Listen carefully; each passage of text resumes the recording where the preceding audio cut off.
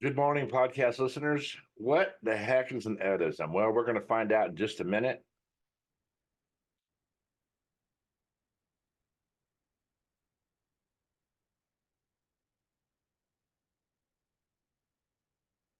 Hello, podcast listeners. This is Ed Franklin with the Ed Franklin No Limits podcast, and we're going to find out today what an Edism is.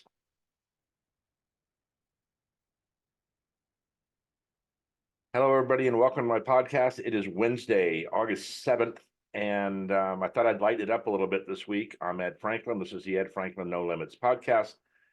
And you can always reach me at edfranklin.nolimits@gmail.com. Always looking for good guests, always looking for you to share my podcast. And you should be listening to it, but for some reason, if you didn't, share it anyway. And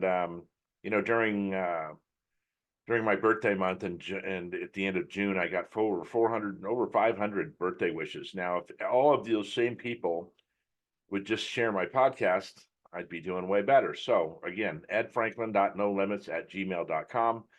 And we're going to lighten things up a little bit today. I said something, I posted something yesterday about this podcast dropping today, and I call these Edisms. And what is an Edism? Well, an Edism is my advice to younger people, maybe my kids, and maybe to my younger self. So that's what we're going to talk about today. And I have some good points to make that are really valid, and I think you'll enjoy this podcast. Now, when this podcast started, I was talking to my daughter, and you all know this if you've listened to my podcast for a while. And the whole idea of this was for me to give you advice and to talk about my life so that you wouldn't make some of the same mistakes I made, even though a lot of you are going to do that anyway. That's just life. We always do that. And just for on a side note, I'm having an issue with my podcast coming out on Apple and all those different places that they used to. Spotify and Anchor changed some things, and I got signed up. Something got screwed up. So I'll get that worked out. So if you're listening to this, if you just listen and don't watch the YouTube video, I'll get that straightened out. So you'll be able to see those episodes on all those platforms. So I've told you this before. When I grew up, we were extremely poor, which was fine. I didn't know we were poor. I was a kid. And my parents worked very hard, very, very intelligent people. My parents were, and this is in no way raking on them when I talk about my childhood and things that maybe they didn't do or didn't have the capacity to do, or it might have just been the times. Um, my parents had zero formal education. They may have taken some classes here and there, but for the most part, they had zero education. And their families, the extended families, didn't have education. There were no doctors, lawyers, scientists, anything like that in our family that I am aware of. So when I was a kid, formal education was not that big a deal. It wasn't pushed like it is now. College has become such a business now that education is just pounded into these kids constantly, and it's the only way you can survive in their advertising or their marketing. Now, funny I should say that because a lot of times when I'm looking for work now, they are requiring a bachelor's degree, which I do not have, or a master's degree, obviously. But um, the education that I have was really in on the job education, right? So I've learned a lot more than you can probably teach in a bachelor's program or a master's program as it applies to business, sales, marketing, things like that. There's nobody could teach you what I've learned. And same with you. If you're my age or up there, close to my age, you've learned things that you would never have learned in school. So, um, my parents were very entrepreneurial. We had a couple different businesses when I was a kid that I worked in. We had a snack bar, the two snack bars on Imperial Beach on the bay side and the beach side. We ran for a couple of years. My mom ran, and I was with her very often um, at those because I was the youngest, and my dad worked at North Island, so he would drive over after work and help my mom with this snack bar with these two snack bars, and then on the weekends we were there every weekend in the summer, especially selling things. And we also had a truck, like a vending truck, that they used to take down to Shelter Island and sell soda and popcorn. We used to call it the popcorn truck because there was a big popcorn maker in the back of it. So they were very entrepreneurial, and they took care of business and they knew what to do. My dad, I think, was a borderline genius. He just could not control what he did in his personal life. So he was able never to really get recognized for that, but he was so intelligent, it wasn't even funny. But that's not what I'm here to talk about. The point is that we just didn't have that constant uh, drive to go to college. We were taught just work hard, you know, go in when you're called in, show up for work, do all those things, and you'll move up. And that's exactly what happened in my life anyway. And my brothers and sisters all worked when we were 16. And prior to that, my brother had paper routes. I remember him getting up at, I don't know, like 4 in the morning and going working at a restaurant. He was just, we were all hard workers, and that's kind of how we came up in life. Now, of course, that's haunting me now. Like I said, when I don't have that degree to get a job. And I was talking to somebody yesterday, and two things came up. One, we were talking about my podcast for a minute, and he said, there's so many podcasts out there. I just don't listen to them. So he's driving around, he's listening to sports radio or whatever. And that's all well and good. I know my podcast isn't the best podcast in the world. Maybe it will be one day, maybe it won't. Guests are a big deal. So that's why I always ask to get guests on, because I share, their interview with their friends, and that's how it grows. So, and the second thing we were talking about is he has a master's degree in music. And funny enough, if he wants to get into sales, and if he's out there in the sales world applying for jobs, and he has a master's degree and I don't, he could get a job before me, even though he doesn't have any experience in sales. And that it's fine. It's just that it wouldn't even matter what my bachelor's degree was in. If I had one, it would apply to, yes, I have a bachelor's degree, whether it applied to the job or not. Now, I understand doctors, lawyers, scientists, people in that life, they have to have a specific degree in that area, and I get that. But in the sales world, there's really no sales degree. There could be business, but no sales. So I took this class in high school called Coping with Crisis. And a few of the things we did, we learned how to manage a checking account. We learned how to write a check. For you millennials, that's this piece of paper you write and give to, it's like money, if you don't know what a check is, because nobody uses checks anymore. I think we write, maybe one a month or something, to one specific person, but that's the only thing we ever use checks for anymore. And this Coping with Crisis class, in addition to that, we went to the Poway mortuary and learned how to learn kind of the process of when somebody dies, what the process is to, deal with that person. And we had some other things in this class that were really beneficial. And I wish they had more class. They may have more classes like that now. I don't know, but it was a lot of life skills. And I think that's an important thing for kids to learn at any age and any generation. And I'm also not here, by the way, to rip millennials, because they grew up and learned what they've learned.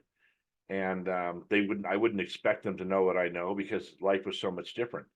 When it comes to technology, there's things that I'm behind on that it's second nature to them. So this isn't anything to rip people about. So a couple Edisms. One Edism is I always thought that everybody should do military service, at least 2 years after leaving high school. Many countries do that. I think it's beneficial. I think it helps with discipline. I think it helps with a lot of things. And my parents, again, were not big fans of the military. My dad was in the Navy twice. He was in for, I think, 4 years, got out and went back in for 3 years, and did not have a good experience in the service. And so he was never going to, they were never going to encourage me to go into the service from what, from the experiences he had. Vietnam ended in 1973. My brother, I think, graduated in 74, and my mom was scared that he was going to get drafted. Now, we obviously didn't know it was going to end when he went into high school. And so she was always really worried about that. You're not going to get into Vietnam, but it was definitely a horrific incident that happened in our history. And since I graduated in 1980, or would have, I graduated early, but I was the first class, or we were the first class to have to register for the draft. Even though there wasn't a draft, we had to register for it. So that made my mom nervous too, because she figured they were going to go back to war, and she didn't want me to get that. So my first thing, I tell you, my advice, look into the military if you're really young. And I think that the military, and for you, those of you that have gone in the military, you can probably back me up. I hope it was a good experience and you learned some discipline and learned some things that you wouldn't learn in a real world without being in the military. Um, God, there's so many things. When I was a kid, I remember the year my dad passed away, I was dating this girl and her father sold computers. Now, that sounds like a normal job, but think about this. This was in 1980, 81, and he was selling computers, and nobody had personal computers at home back then. And the computers were ginormous, and they were, and he was in that business. And after my dad passed away, he kind of put his arm around me and said, if you got into this business, I would help you move along. And of course, at that age, first of all, I was pretty stressed out under a lot of pressure because my dad passed away. And so I was dealing with this trauma. And secondly, no foresight. Why would I have any foresight on computers? I thought, who fucking wants computers? So did not do that. I think I went to one class and never went back. So that was kind of silly. I think that going back to that education thing, I think education is very, very important. I think you should be educating yourself formally and yourself, reading a lot of books, things like that. One of my recommendations to people is that they read a book at least once a month or once every quarter.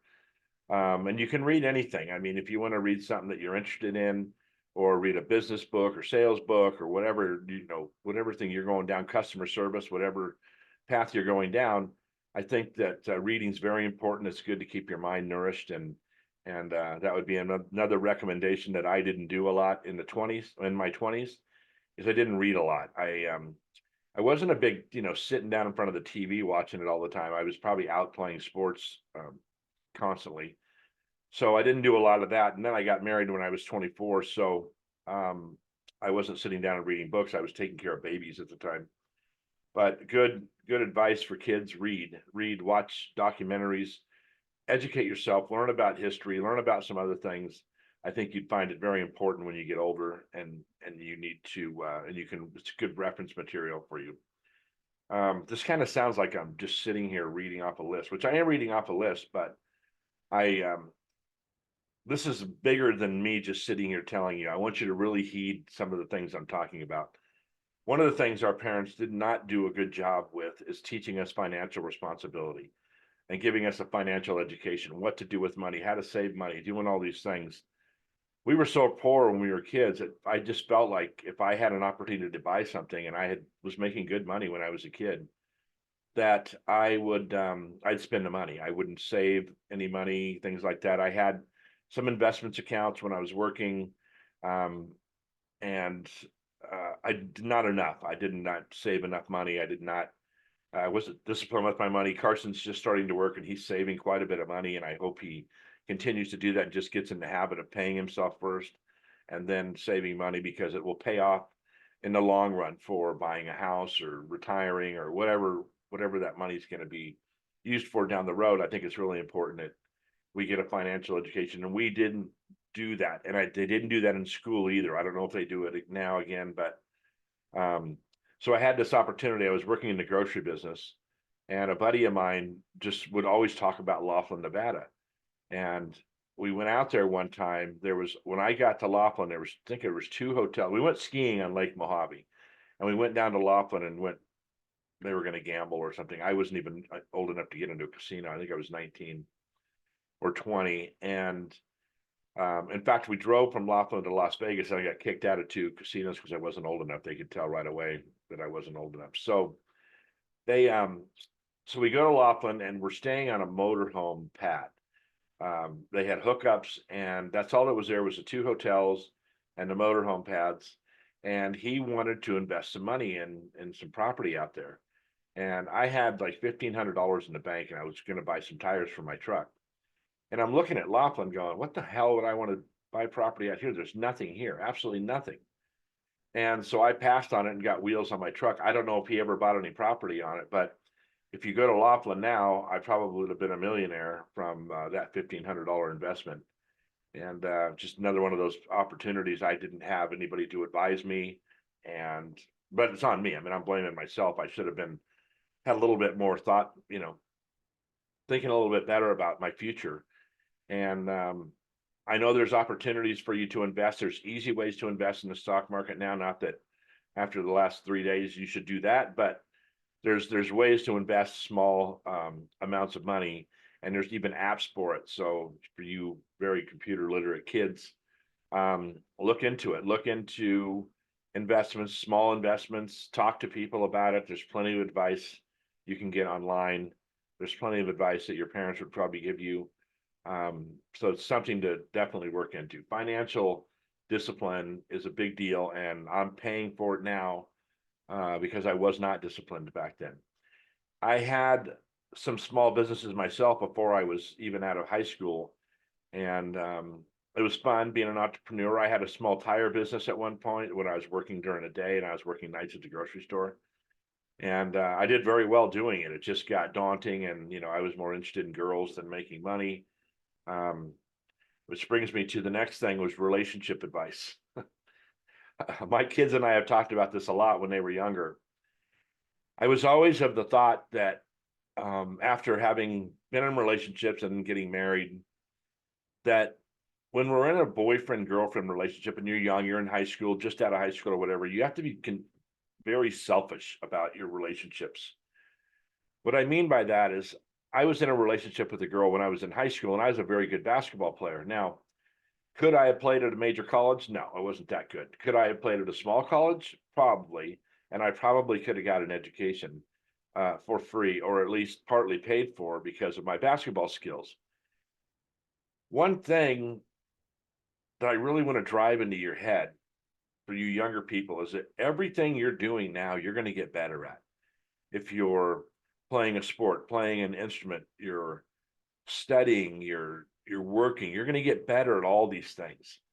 And I could have really grown as a basketball player if I would have had the tutelage of a college coach, or some other input into my life. And I didn't play basketball. I used her as an excuse, which was not her fault, that was mine.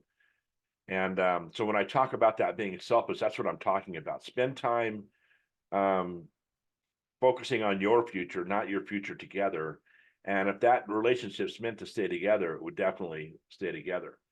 Um, I know I've talked a lot about Kit and my relationship. About, we dated for 4 years, and it was very important for us to do that, because now, after 25 years being together and 21 years being married, it's paid off immensely to have that 4 years to discuss things and talk about expectations and really find out who's who. I got married both times. I didn't know my wives very long, and both times they failed. So is that exactly why they failed?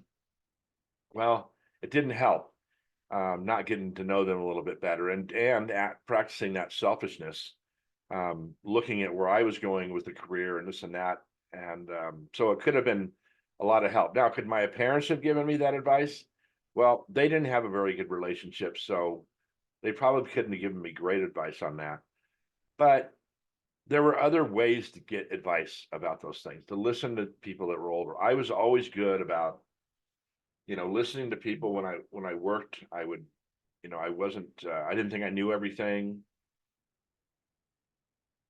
Sorry, I have to take a drink. I didn't think I knew everything. I really listened to people's advice, and I probably listened too long. I probably should have taken some action. I knew more than I thought, and I don't know if I was scared, or if I was just apprehensive, or I was just trying to be, a good listener and all that. But anything I would have tried, I would have gotten better at. I'm much better salesman than I used to be. I'm much better at everything than I used to be. And you're going to get better too.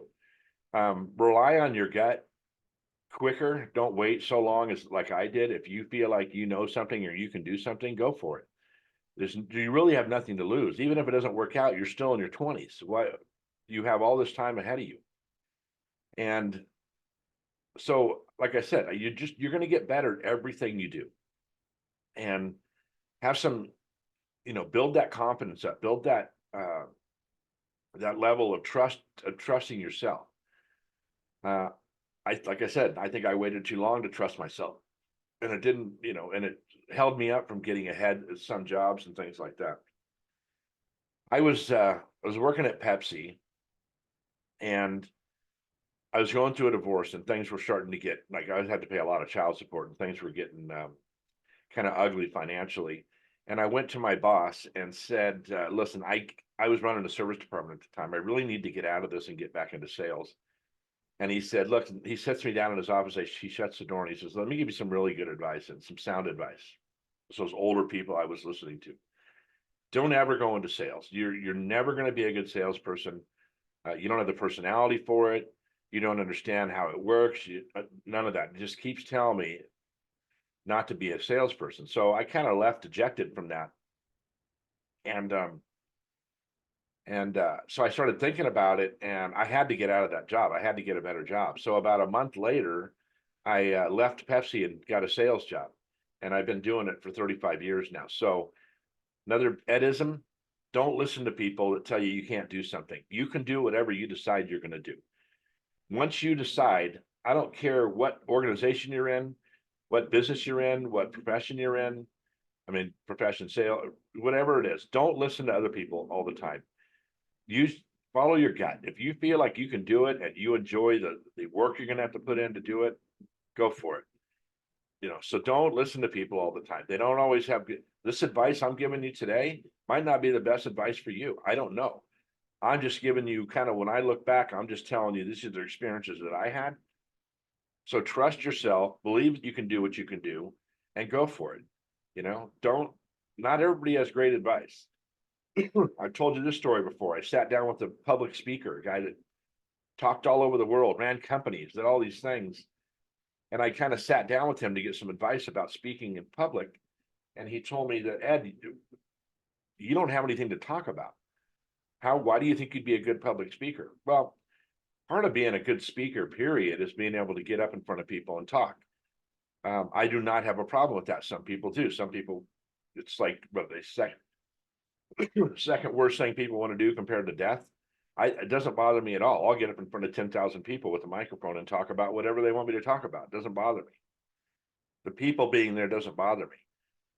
So when he told me that, we were at Starbucks in Poway, and the meeting ended, and he was staying there to do some things. And I walked out to my car, and I sat in my car, and that was just crushed me. It's like, I know I can do this. I've done it before, at some level, but maybe he's right. Maybe I don't have anything to talk about. Well, actually, he was full of shit, because I have plenty of stuff to talk about. I have over 100 podcast episodes. Now, they might not be great, but I'm out here talking in front of you. It doesn't bother me, like I said, to do it. He didn't have 7 daughters and a son. He wasn't divorced twice. Wasn't in different sales positions. I had plenty of stuff to talk about. And if you've listened to my podcast lately, you know what my platform is. I'm not going to get into that. So that kind of encompasses a few things. Don't listen to everybody everybody tells you can't do something. A lot of times they're telling you can't do it because they don't have the guts to do it. Sometimes it's your mom or dad saying, look, and this is nothing against anybody's mom or dad, but sometimes they just want you to take this really conservative route. Like, my mom wanted me to work in the post office. If I would have worked in the post office, you all know my personality, I would have been the poster boy for going postal. It's not a job that I would have been good at. I cannot stand in one place and talk to rude customers all day. It's just not my thing. I got to be moving around. I got to be able to joke. I like to learn things. So, and my mom is only doing it out of, listen, this is a very secure job. They're not going to go out of business, blah, blah, blah. I get it. And back then, people did go to work for 30, 40 years for a company and then retire. The problem, when they retire, then they soon usually expire because they don't do anything. They just sit around and do nothing. And it's something that I'll never do. I'll never retire. I'll work till the day they put me in the ground. And because I like to work. I don't have hobbies like fishing. I don't fish or golf or any of those things. So to me, it was very much, I loved my mom, and I loved that she gave me that advice and was looking out for me, but it was not the right advice for me. And I recognized that very quickly when she told me that. My dad, and I'd worked for companies for a long time and got let go just because the economy or whatever. You got to build something, you got to build your brand. And that's exactly what you should be doing in your 20s, is building your brand, whether doesn't matter what business it's in, build that brand. Don't listen to everybody's advice. It's not all good, and go for it. You're going to learn more than you can even imagine. Look, this speaking career I want to get involved in, I don't have a plan, and I'm not going to make a plan, because if I wait to make a plan, I'm so OCD, I'll never get it off the ground. So I just have to go for it and put stuff out there. And I'll put this much and then more and then more and then more. And hopefully, and not hopefully, it's going to work out one way or another. But again, don't listen to everybody's advice. It's not all good. Um, yeah, so I just had a little brain skip there. You know, every one of my kids are so much different. They all did things different. They all learned different. I remember one of my daughters, she wouldn't look at you when you were talking to them. And I used to get irritated and I'd say, look at me when I'm talking to you, kind of, that stupid parent thing we do. And I went to this class. I don't know why I was taking this class. It might have been some kind of business class, and they were explaining the different way people listen and how they assimilate information. So one of the things was, some people like that touchy feely thing. Like if you put your arm on your shoulder, your hand on their shoulder, that kind of gives a connection and they'll listen to you. I am not a big classroom type person. When I used to go for training for construction, I would be much better off being in the uh, manufacturing facility versus learning in a classroom. And there's this one where it's this auditory um, kind of response, and I can't remember the other. There's like three things: kinetic or something like that, kinesthetic. And this daughter kind of learned through talking to her. She's very auditory. If she's looking at me, it distracts her, and she can't focus on what I'm saying. So when she would turn away from me, or look down, or look up, or something, she would be able to take that information in better and understand what I was talking about. And she would, then I could get my point across to her. But it took me some time to learn about how all those kids learned. My son gets very bored with things very quick. He's so smart. He's like my dad. He's so smart. He picks up things so quick and he figures out everything so quick. It becomes not be a challenge anymore. And he moves on to the next thing. He's been a paramedic. He's been a police officer. He's been a cybersecurity guy. He's been a salesperson. He used to work in the same business I did for a while. He's done all these different things and he's proficient at everything he does, just like my dad was. And so like I said, a different kind of learner. My oldest daughter, a hard ass worker, works super hard. She's like me. I got to go all in and I got to figure stuff out and I got to take control. I was telling somebody the other day, one of my problems is that when I go into work for a company, I kind of take this helicopter view of everything and look and see where there's the opportunities and where the deficiencies are. And usually it's in like operations versus sales. There's some deficiency there and it affects both the sales and the operations performance. And when you do that, people say, well, that's not what I hired you to do. I hired you to do this specific job. Don't worry about the other one. Well, the other things affect how I do my job. But it pisses people off, I can tell you. And I think my daughter's run into this before too, because she wants to take charge. When I was running the Chamber of Commerce, they asked me to be on the board, and I said no. And they said, well, why wouldn't you want to be on the board? This is before I took over as president and CEO. And I said, because I'm not a great collective decision person, right? I see how things should be done. I see how efficient they could be done the way I think it should be done. But if I had to do someone else's plan, I wouldn't be good at it. So recognizing that, it helped me with not burning any bridges, not insulting anybody, not hurting anybody's feelings, because I knew that I could not sit down and do that collective thing. If I was on the school board, for instance, it's not something I could sit down and we could come up with a collective. I would be so focused on the mission statement and the children. That's all I would care about. I would not care about any bullshit plans outside of that, because the school district should only be focused on the kids, what's best for the children. If it's not best for the children, do not do it. Anyway, I'm kind of getting off track a little bit. So all these things, that I went through when I was growing up, I'm kind of going through again with Carson. So my grandson started working in a grocery store, and I'm trying to give him advice because I worked in a grocery store, and then just general advice about dealing with customers. And a lot of times the customers are the easy part. Sometimes the employees are the worst part, and you have to learn to get along. And I know it's going in one ear and out the other, and I hope some of it's sticking in between. because it's good advice and it's very sound advice. And I'll give you young people, if you're listening to this, or parents, if you want to give your kids, we have to learn to get along with people. One of the problems millennials are having, and they get pegged on for having, is their communication skills. Because of phones, because of computers, because of COVID, they didn't have the opportunity to communicate like we grew up doing. We had a rotary phone when I was a kid. Half of you go, what the hell is that? And some of you just went, oh yeah, I remember those. And when we ordered pizza or we had to call, I don't know, for whatever reason we had to call, make a phone call, my parents would kind of force us to do it. Not force us, but they'd have us do it. And what it did is it gave us, it helped us with our way to communicate with people, right? If we went to a restaurant, no one ordered for us, we ordered for ourselves. If we, and they would teach us how to do that. And we were all good communicators. My sister was an executive. My other sister owns businesses. My brother was in sales for a million years and did all those things that we had to do to be good communicators. And this is one of the most valuable soft skills that we could teach our kids. And I don't think they're teaching it in school. Because everybody has electronics, they're not having to go up and ask a question. They can ask it via email or text or whatever. And when you don't do that, you don't see how people react to what you say. You don't understand how important it is to communicate. And we're, and maybe I'm wrong. Maybe this is what I read. This is what sometimes when I deal with people on the phone, this is what I get is a real lack of communication or the ability to think on their feet.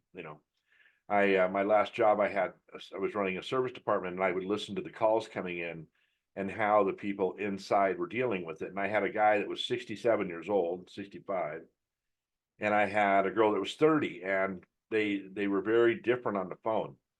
And he had worked in the airline industry for many years and had a background of just communicating with people all the time, mostly customers in the airport. And you could tell though where she lacked this thinking on your feet, typing while she was talking. And she would put people on hold constantly, and it would drive me nuts because there was no reason for that. She needed to keep that customer engaged and frankly, get the call scheduled and get them off the phone so they could take another call. It's kind of like a restaurant. They don't want you sitting around in a restaurant because they need to fill that table. It's the same way customer service. You got to get people off the phone. So I know this was a pretty quick podcast. I hope it was helpful in a couple of ways. I have the other podcast I was going to do, which I might do next week, is another kind of lighthearted one. It's some of the stories the things that have happened to me during my career. Not really happened to me, happened within the company that it just blew me away. I mean, it's amazing. And as I think about it more, I keep writing more. I swear it's like it could probably be an hour and a half podcast, which I wouldn't do that to you, but it's pretty interesting. Some of the things I've had happen in my career, and everybody's had these things happen at companies that would blow people away, but I seem to have a ton of them. And part of the reason for that is I was always engaged at work. I was always a manager or something. And I'm looking at my list here, and something I didn't talk about that our parents. So the thing that comes up a lot with millennials, and you see it on TikTok all the time and all these different places, is how the discipline was so much different when we were kids. Since I was the youngest of four, we didn't have a big discipline problem with me because I watched my brothers and sisters not do good with my parents. And so much so is I don't think my sister, one sister never really talked to my mom after she grew up and moved out. She moved out pretty abruptly right after high school. My brother just never, he had his own feelings about my parents. And I can tell you, if you talk to all four of us kids, my story would be much different than the other three kids. And I think it was just where I was at in the pecking order. So I was the youngest by 4 years. Of my sister was 4 years older than me, another sister 5 years older, my brother 7.5 years older than me. So I had a very different way to get raised. Now I was I revered my dad. Like, you didn't talk back to my dad or mom, and you just did what they said and didn't argue. And that was the best course of action. And I got all the things that I needed and wanted, but you just didn't question what they said. And And we don't have that necessarily these days with kids. And I could do a whole podcast on this shit, but the way kids act towards their parents and how they, and even my grandkids, the way they treat us or grandson, versus how we weren't able to get away with that because didn't have any rules of how my parents would deal with it. And my parents were old school. Keep in mind, their parents were the greatest generation of ever. With the wars and everything, and some of the stuff those people had to endure, that generation had to endure, just blow your mind. So and the second problem I had with disciplining kids is I was in a guilt mode because of divorce. And I tried not to, I never wanted to make my kids feel like, I never wanted to be unhappy. And now I didn't let them do whatever they wanted to. There were still rules to follow and things like that. But as far as like, I didn't really spank my kids. I would have and have done that. It's just not something it's not the first thing I went to. I think I had the look, every dad or mom's got the look where they got the point right away. And I really didn't have my kids disrespecting me much, but I think I could have been a little bit more disciplined in some areas. And they're probably paying for that now as adults. And I hope that's not the case, but I think it's a little bit the case. I often talk to my kids about how they're disciplining their kids, our grandkids. And I mean, I don't hold back. I tell them the truth of how I feel like they should handle it. And they're all doing an amazing job. They definitely do things differently than I did, but you also have a spouse involved, that I didn't know that it's going to, give them information or, they're part of the rearing process. So I didn't have to deal with those people, and some of them I would have dealt with a lot harsher than their parents dealt with them. If that makes any sense. But anyway, listen, I know this was, like I said, a pretty fast podcast. I think there was some bits of advice in there that you could probably extrapolate out and especially you younger people, maybe there's some things I said in here to parents that you could talk to your kids about that would help them. I think this coping with crisis is huge. I think it's puts a big mental strain on our society, no matter how old you are. I think dealing with trauma, and like I said, this is what I'm speaking about to the public. I think encouraging them to educate themselves. This financial education, I think, is a big deal if you can help them with that and have them start paying themselves first and then making sure they have some money for a rainy day, and which I did at some point. And then we had a couple pretty big, economic things happen in the businesses that I were in that, took care of that. But it's crying over spilled milk. It's in the past. It's not a big deal now. We'll figure out how to get by.